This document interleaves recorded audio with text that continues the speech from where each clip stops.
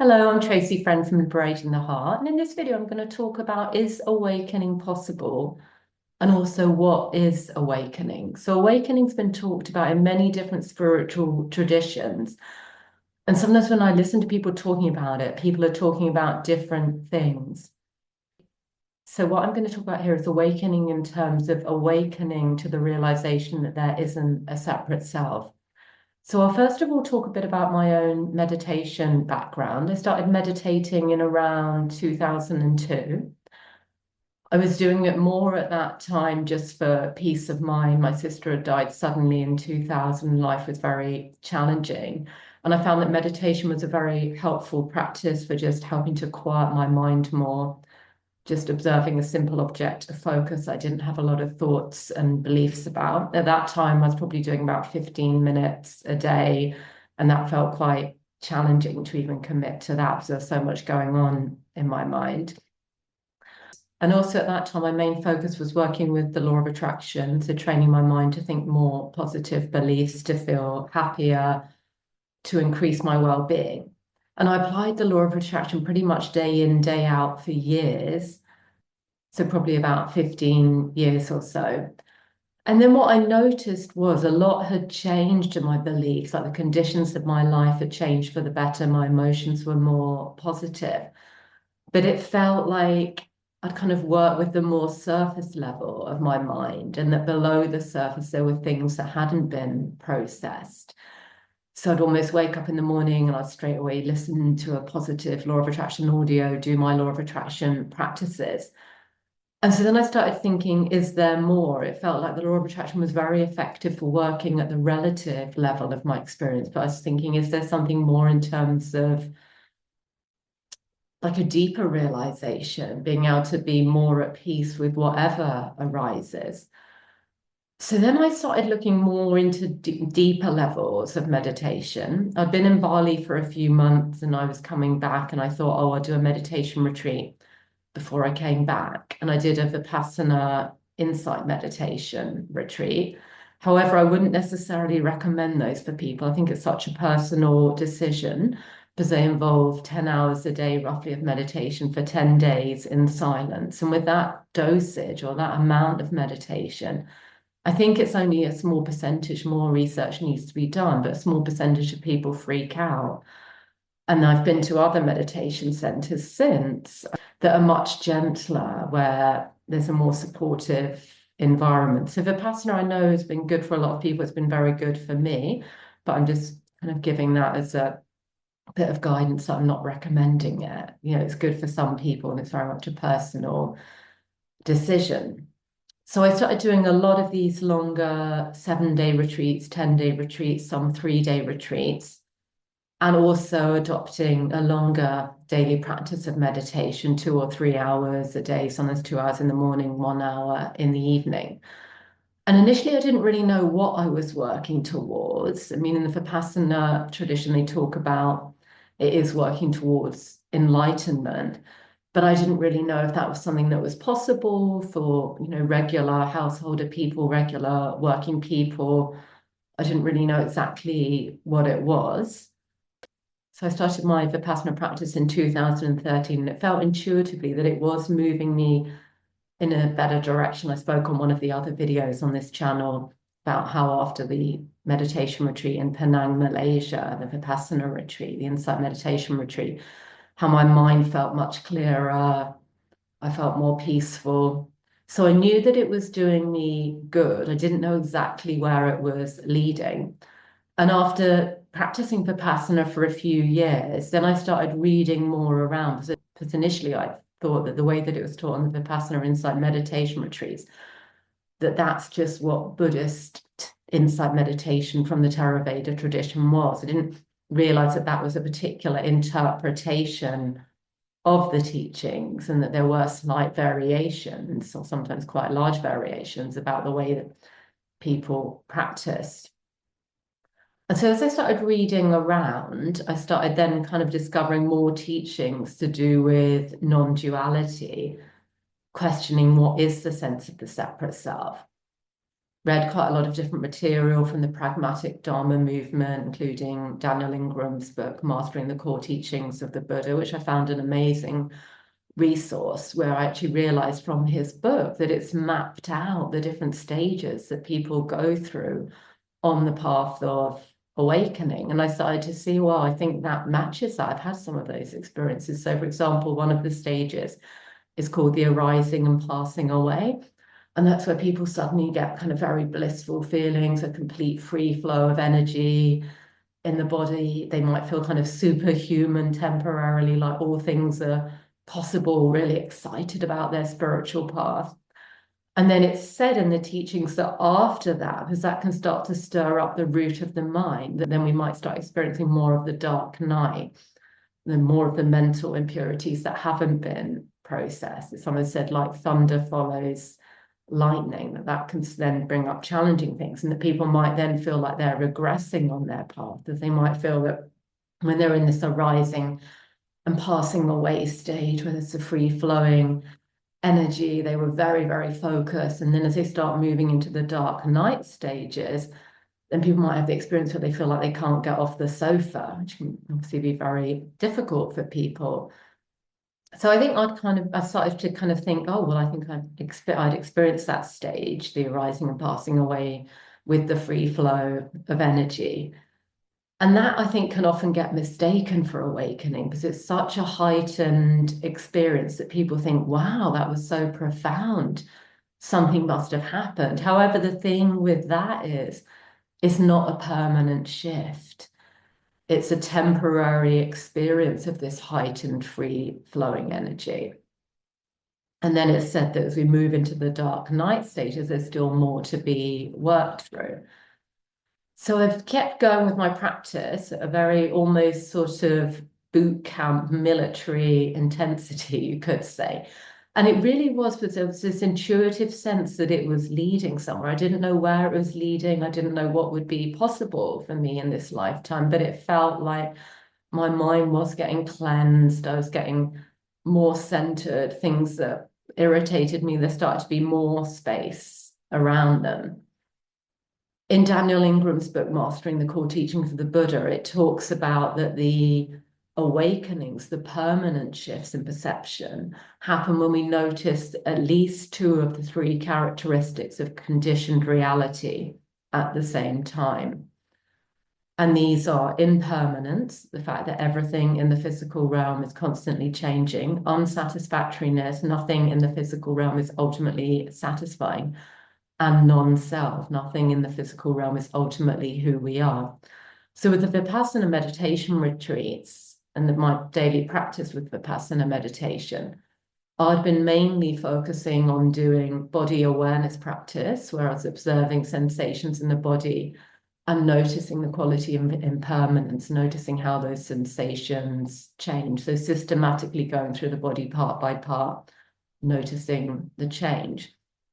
And that did feel very helpful, but I kind of reached a place. So it was when I was 40 and I'd done a meditation retreat in Nepal.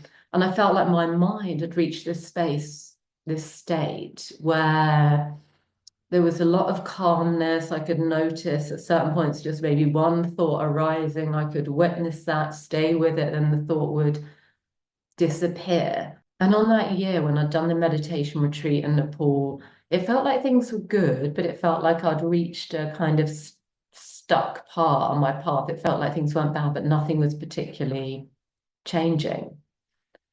And then I suddenly came across more teachings to do with observing the sense of the separate self.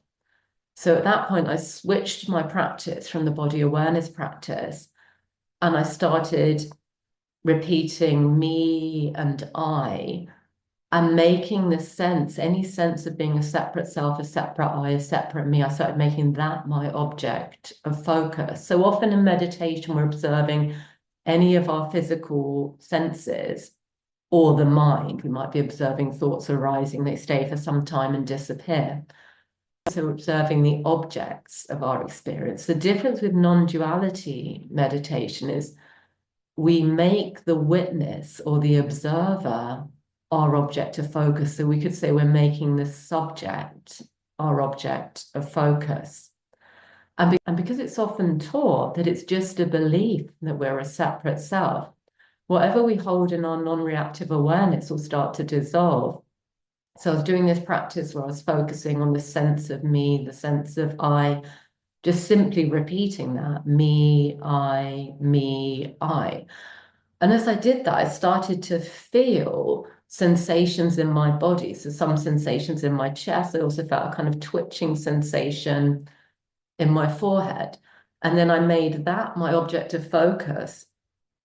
And what I started to notice was as I witnessed those sensations that arose in response to focusing on me, I, then they'd start to calm down. So it felt like I'd repeat me, I, and then it would activate those sensations. And then as I'd witness them, they'd start to release. And then they'd come back. And I kept doing the practice. My mind started to feel calmer, but it felt like I think nothing had permanently shifted. So my daily practice became that. And I did it for about a week. And one morning when I was meditating at home on my cushion, my normal sort of routine, except now I was doing the me, I practice, there was a sense that something has fallen away because I did the me, I. And then there was this sense of spaciousness, this clearness. And weirdly, I looked at the time on my phone and it was 11:11. I know a lot of people kind of get those synchronicities with the numbers. And I remember looking in the bathroom mirror afterwards and thinking, who's looking? And it felt like there was more space in my mind. It felt like things were arising within this larger space. But it felt intuitively, it felt that it felt like there'd been a permanent shift, but it felt like it wasn't completely done. So say if there was a building that was being knocked down, it felt like it'd been partially knocked down, but it wasn't completed. And then a few weeks after that, I was going to do another Vipassana meditation retreat as one of the Satipatthana retreats, which you're eligible to do after you've done a certain number of the normal 10-day retreats. And I went to do that. And at that point, I'd kind of switched back to my body awareness practice, well, also because I felt that I should follow the instructions of the course that I was on. And that's what they were teaching. And initially, it's the first few days is focusing on the breath, and then it switches to build concentration, focusing on the breath. And then it switches to focusing on sensations in the body. And then it was the evening before the last day of the retreat. And weirdly looking back, I don't know why I hadn't thought to do this before. I suddenly thought I'm going to switch back to the practice of focusing on me. I don't know whether I'd thought like, oh, I'd done as much as I could with that practice, where it felt like there'd been some permanent shift, but it hadn't completed the job. And then I switched back to doing that. And then suddenly this fear arose, and it was a fear, like an intuitive knowing, if I keep doing this, I'm not going to be able to go back. So like the feeling of if we're crossing over a bridge over a river, and maybe the bridge is going to collapse when we get to the other side.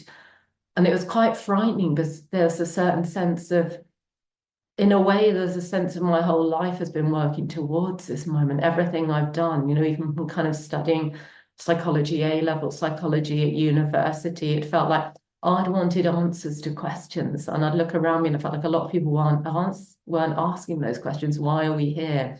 What's the purpose of life? And then my work was studying the law of attraction, starting the law of attraction center, and then all the work with the meditation that I'd done, like I shared earlier in this video, with almost this kind of military discipline that wasn't being imposed from the outside. It was my own feeling of, this is what I'm here to do. And so when this fear arose, it was like, well, I don't know. It felt like I was on the brink of something. I don't know what's on the other side of this. Will I still be able to function in my life? Will I still be able to relate to people? What will people think of me? Will I be completely different? But then I just thought, why have I done all this work? And now I feel I'm on the brink of something if I'm not just going to allow this to unfold. It almost felt like this is what's meant to happen now. So I kept doing the me, I technique. And again, there was kind of this with my first experience, there was the sensation of a pulsing in my forehead. Kept doing it. And then I just sort of relaxed. And then there was this moment of stillness where it felt like my awareness went way into the distance.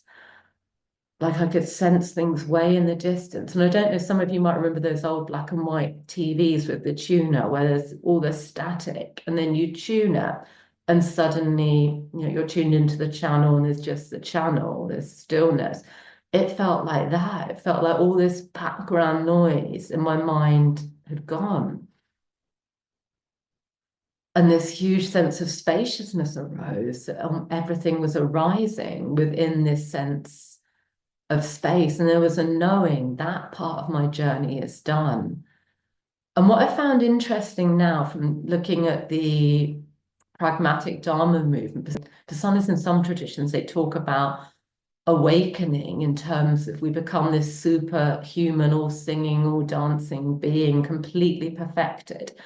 But in the pragmatic Dharma movement, they say that it depends how we're defining awakening. My experience was it was seeing through the sense of the separate self, the sense of the separate I. What it didn't do was purify all my emotions, any difficult experiences. They were still there, but the difference was that now they were arising in this huge spaciousness. Because if we think about if the sense of I goes, then just talking about it kind of logically, to whom is what we're experiencing arising? So it's in this experience of things are still arising, but the sense of being very attached to them is no longer there. I remember saying to a friend, it feels like I'm here and my emotions are in Australia, but it wasn't a disassociation from my emotions. I was fully present with my emotions, but suddenly there was this huge spaciousness around them. And it's traditionally recommended to wait a year and a day before talking publicly about these sorts of experiences because things can change. Often it might be a temporary shift in our state rather than a permanent shift in our perception. So for me, that experience was in 2018. And I really want to speak about it just because I want to let regular people know it is possible. A lot of meditation that I've done in the build up, that might have been readying my mind, but the actual practice that cut through the sense of the self was that direct focus on me, I. But the traditional self-inquiry questions that are often taught for seeing through the sense of the self are often things like, who am I? What is aware? What is experiencing? And I'm sure, and I've read as well, that those can be very powerful for a lot of people. But what I found so interesting about just focusing directly on the sense of me and I, it's going straight to it, it's going straight to activating any part of our mind that does believe it's a separate me, a separate I. So as I touched on before, that permanent shift in my perception led to a dramatic change in my experience of life, feeling more present, feeling like I've got a much greater capacity to deal with things. But it didn't do the work of purifying all emotions. So now I would personally describe it in terms of awakening is awakening to the realization there isn't a separate I, a separate me. And perhaps we could describe the full journey, the full spiritual journey, as having that initial realization of realizing there isn't a separate me, a separate I, and then all the subsequent work of working at the emotional level. So now this last year, I've gone a lot more into working with trauma healing and working through things emotionally. And that helped me with processing my sister's experience. My sister died by suicide in 2000. And that hadn't been touched by all the meditation. That hadn't been touched by my law of attraction practice either. So it's almost like it was so shocking and it was so sudden that part of me froze and it was held within. The meditation created a lot more space around it, a lot more capacity to be with the difficult emotions, but it didn't resolve it. What resolved that was the blast technique, which is a technique with bilateral stimulation using a light pen, helping to integrate the memories and engage both hemispheres of our brains so that they can be processed. So we still know that we've had an experience, but we can look at it more rationally. And interestingly, that process released it in one session. I couldn't believe it. I've still got other work to do with other emotions, and that's my journey now, and I'm excited about. And I just wanted to share this video, just really, as I said before, just to let people know that maybe if you've got a regular meditation practice, maybe intuitively you feel it is leading somewhere, but you're not entirely sure where it's leading, just keep going. I had that experience, like I shared, where I felt like things are okay. It felt like meditation had really helped me, but it felt like I kind of reached a stuck point, that stagnant point in my practice. And then I started doing the non-duality practices, focusing on the sense of me and I, and that released that sense of being a separate self. So I'm going to talk more in other videos about different practices that we can do to help us realize there isn't a separate self, a separate I. But I hope that's useful. And if you're interested in meditation, exploring some of these techniques on the YouTube channel, I've got a practice, a non-duality practice, which is the practice that I did to see through the sense of separate self. So you might be interested in checking that out. I offer spiritual coaching to help people progress on their spiritual journey, whether they're wanting to work more with the meditation to realize there isn't a separate self, or they're wanting to work with practices to help them make changes in their life, improve their emotions. I've also trained in the advanced blast technique if there's any traumas that you're wanting to work through. And my website is liberatingtheheart.com. So thank you for watching, and I hope that's useful.